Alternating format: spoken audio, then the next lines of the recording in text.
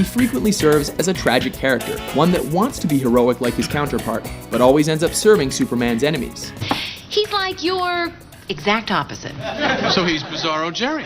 The Democratic Party, unfortunately, has taken on this role of the coastal urban elites Bizarro, who are more concerned about policing various cultural issues than improving their way of life. A wild imitation of earthly civilization, where everything is the opposite of things we know.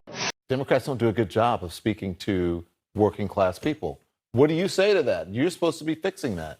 I had that experience countless times on the trail, Don, where I would say, hey, I'm running for president, to a truck driver, retail worker, a waitress in a diner, and they would say, what party? And I'd say Democrat, and they would flinch, like I'd said something really negative, or I just had turned another color or something like that. Who is that? Ah, that's right, you weren't around. Long story short, somebody tried to clone Superman, but ended up with opposite Superman.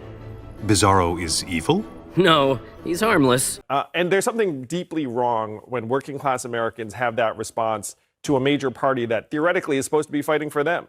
So you have to ask yourself, what has the Democratic Party been standing for in their minds? And in their minds, the Democratic Party, unfortunately, has taken on this role of the coastal urban elites who are more concerned about policing various cultural issues than improving their way of life that has been declining for years. Bizarro Jerry? Yeah, like Bizarro Superman. Superman's exact opposite.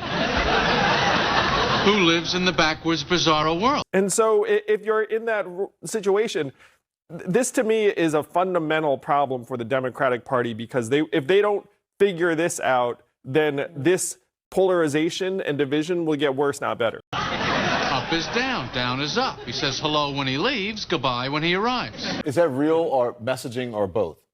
It's real. I mean, Debbie just said they lost a plant that had 1,500 workers. And so if you're a laid-off worker from that plant and you look up and say, what is the Democratic Party doing for me? It's unclear. Shouldn't he say bad bye? Isn't that the opposite of goodbye? Nope. No, it's still goodbye.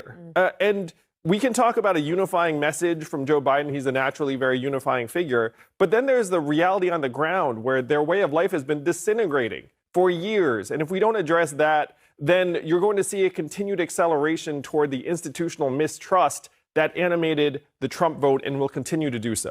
I guess I've been at Reggie's. The Bizarro coffee shop? Kevin and his friends are nice people. They read I read. books, Jerry. Oh.